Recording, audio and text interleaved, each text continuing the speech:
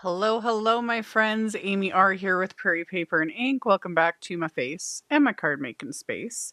And a super fun birthday card using several oldie but goodie sets from Mama Elephant. I don't post Mama Elephant cards very often. I am more of a Mama Elephant curator. I collect Mama Elephant products. I have been a fan for years. I've done videos using them, but so often by the time like my orders get here, things are sold out, etc. And then I set them aside and it's like I'll, make something later and then it just doesn't happen. And I'm fine with it. I like my Mama Elephant collection. Anyway, I went through it to make a special birthday card and I found in my stash, I was like, oh, I forgot I had this. It's the Oodles of Noodles set. This came out a couple years ago. I'm not even sure. It came out a while ago. It's all, again, Mama Elephant stuff is just so cute. I love it. So I pulled that set out. There's even a sentiment noodle sayings sentiment set. And then there's just a birthday set of sentiments. And yeah, I used all the images from this one set to make this one card. So it's the rest of the card's fairly simple. It was just a lot of coloring. I used my OLO markers.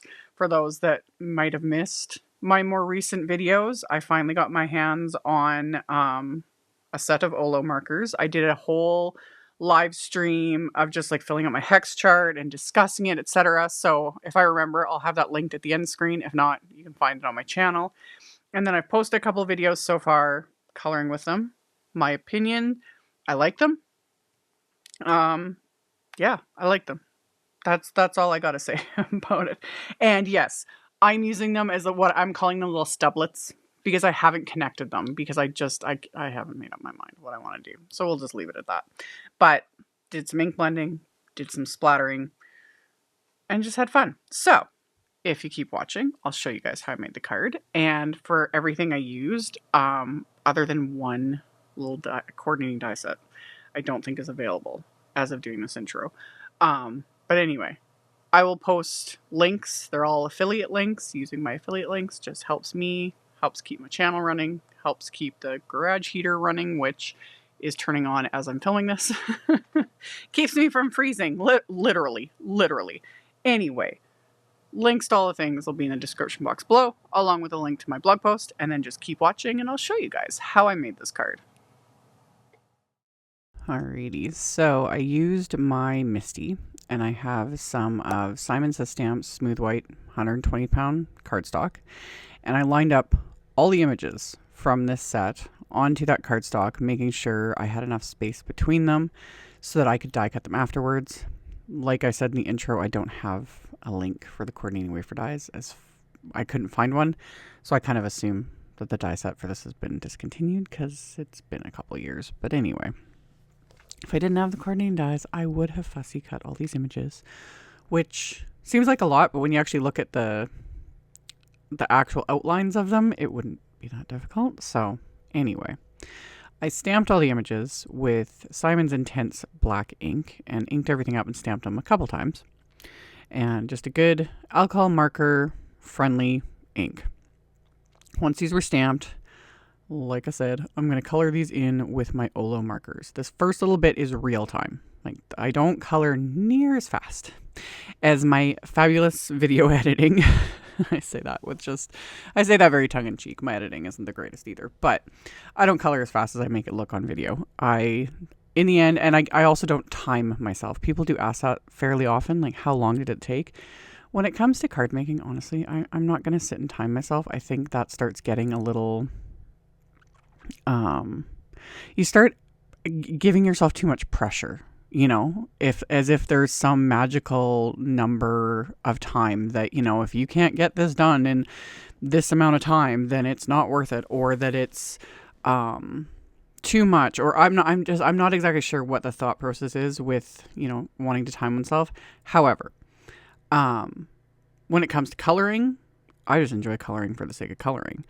And two, I try not to time myself, even though for me, you know, I do this as a job. This isn't just a hobby for me. So time is, you guys hear me say it all the time. I'm more like, if anyone figures that a way to get me more hours in the day, that'd be great. But that's more for work stuff, you know? But when it comes to actual like coloring of images, or when I'm ink smushing, you know, doing the really fun parts, the actual making, that's the fun stuff.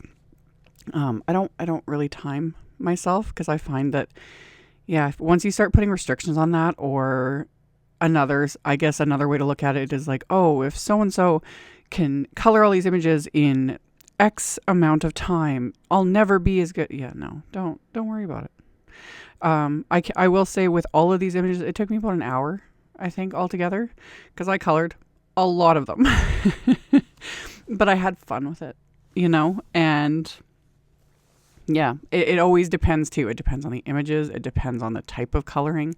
It depends on the level of detail, you know, because sometimes I can do some images that I will put, you know, a good amount of time, like do no line coloring, which takes, in my opinion, the absolute longest.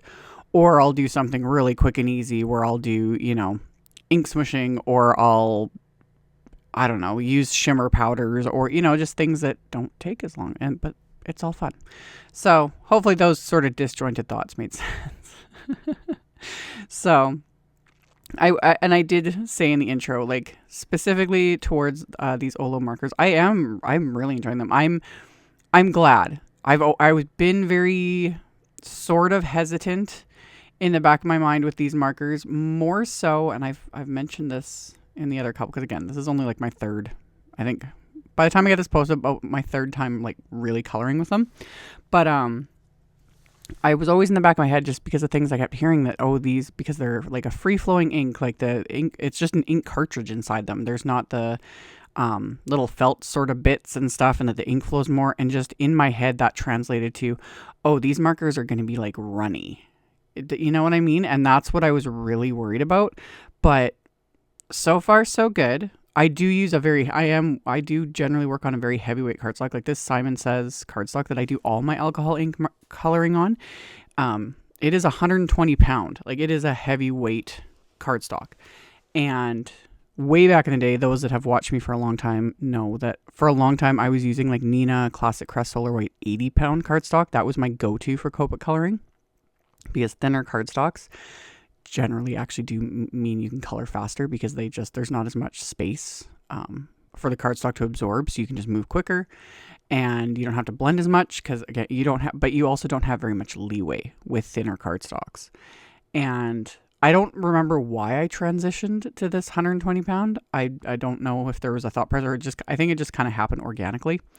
And yeah, I like it. It just works for me, and I haven't gone back in a long time. So because this is such a heavyweight cardstock, I've got a bit more leeway too with markers like this. You have a little more leeway with blends, things like that, because there's more cardstock to absorb the markers, if that makes sense. So the only issue so far I've run into is that bottle I colored with the greens. That one I really oversaturated. I was kind of curious to see what would happen, because I wanted to change the color I had done it in and deepened it. And that one, you can kind of see if you look close that the green has sort of seeped past the stamp lines. And I was fine with that, because I added like many layers of inks to that. So I had considered just restamping, recoloring it. It would have been fine. But in the end, I actually just take my white gel pen and just trace around the outside of it. It cleans it up. It was fine. It was fine. So those are kind of my thoughts so far, anyway, on coloring in general with alcohol markers. You know, and like I keep saying, if you've got Copics and you are like happy with them, you're content with, or you've got the tri-blends or whatever you've got, that's great. You know, did I need these? No. But I was curious. I just wanted them. I wanted to test them out, and so far I'm enjoying them. Like, it's for me, I like having options, you know, the more the better. But do I need all the options? No. So anywho, I went around and added just little dots with some of the darker markers, and then I went in with my white gel pen and added, again, dots and little highlights, not following any light source. I didn't color any of these images with like a specific light source. I just didn't, you know. I don't ever say that to knock those that do like shadow studies and do like fixed light sources, etc., because it does really amp up the coloring and making things look amazing. My brain just doesn't go there. So I just do whatever. So sometimes my light sources for like coordinating images or even just one image is all over the place, and it's like, whatevs. I'll just, in my head, I'll like, it's a studio setting. There's multiple light sources, whatever. Because really, that is how it is in my actual my garage studio. Multiple light sources. Anywho, after I was done coloring everything and adding my little white gel pen highlights, I die cut all the images. And then for my card, this is going to be the card front. I did this separate because I wasn't 100% certain where I was going with this. So I could have done this on the actual card base. But this just also gave me more leeway because I've talked about this. Like doing ink blending and splattering and things on the actual card base. More often than not, I end up like wrecking the actual card. So it's like, I'll just do it separate and then glue this to the card.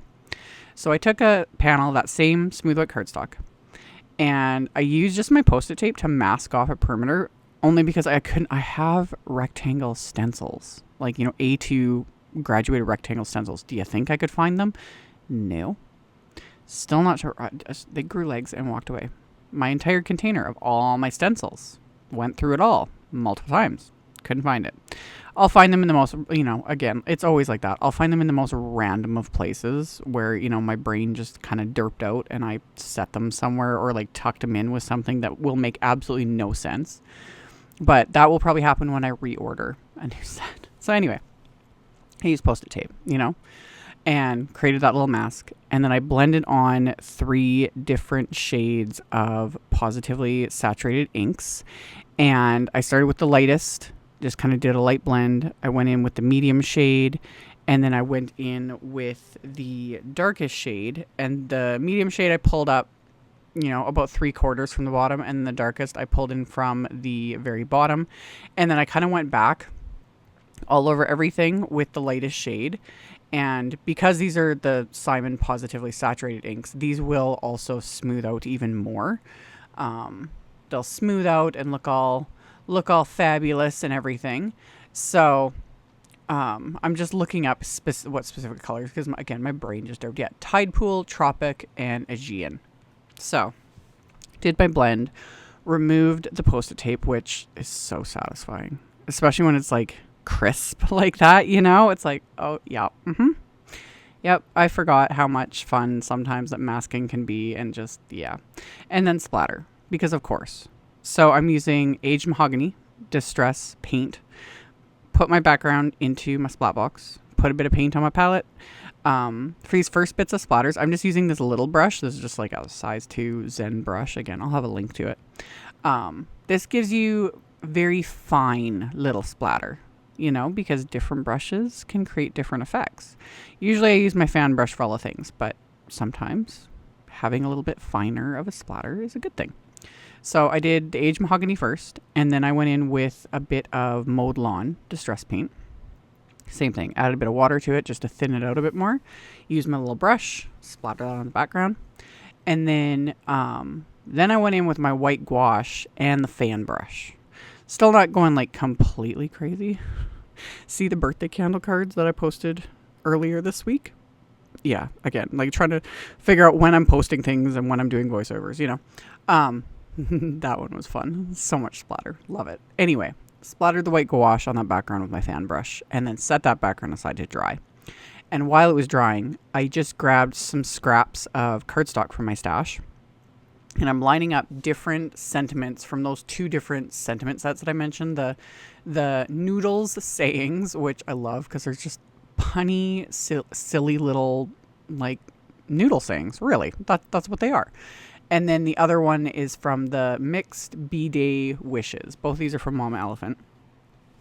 And I used my anti-static powder tool on those cardstocks, and then stamped the sentiments with some white pigment ink. And then I coated both of those sentiments with detail white embossing powder, melted those with my heat tool. And then I used my Simon Says Stamp sentiment label wafer dies to die cut these sentiments. So, and then I used, there's a little like kind of corner piece with that as well. And that's what I use to create the little like flag ends on those sentiment strips. And then the inside of my card, this is going to be a top folding A2 white note card, so 4¼ by 5½. And on the inside, I lined up a couple more sentiments from both of those sets. And I'm going to ink up the happy birthday one with some obsidian black ink from Altenew.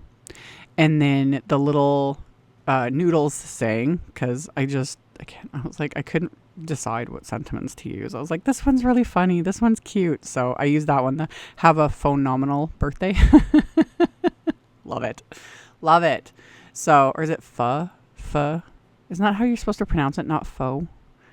I think you're supposed to pronounce it pho. Anyway, someone can correct me. As always, I butcher pronunciations of everything. So anyhow, stamp that on the inside with one of the Pawsitively saturated inks. I think for that one I either used TIDEPOOL or TROPIC, but I think it was TROPIC. And then once I had the inside stamped on the outside of the card, and I super just sped this up, I'm just using a variety of foam squares. I did a lot of dimension with this because this was a card I was like hand delivering. I don't have to worry about mailing it. So I popped some things up with thinner foam squares. I popped some of these up with the thick foam squares. So there's just a variety of dimension, and just lined kind of everything up. I had adhered that one sentiment first, and then flipped the card over, trimmed off the excess, and then adhered all of these little characters and whatnot. Off screen, I had actually stamped that little pepper image from the set multiple times just on scraps of cardstock and colored a couple more in, because I was like, these are so cute. I just kind of want to stick them here and there, throughout the front and on the inside of the card. So that's what I did. And again, popped everything up with foam tape. And then on the inside of the card, I adhered one of the little the bowl with this little bear. Oh, it's so cute. And the little chopsticks and the little pepper. Love it. So I got everything adhered into place, and then I can adhere my card front to the card base with craft tacky glue, because I did decide not to trim it down because I loved the crisp edge I got doing the masking and the ink blending. So adhered that to the card base, and then had to add a little bit of bling, because you just gotta. That's what we do.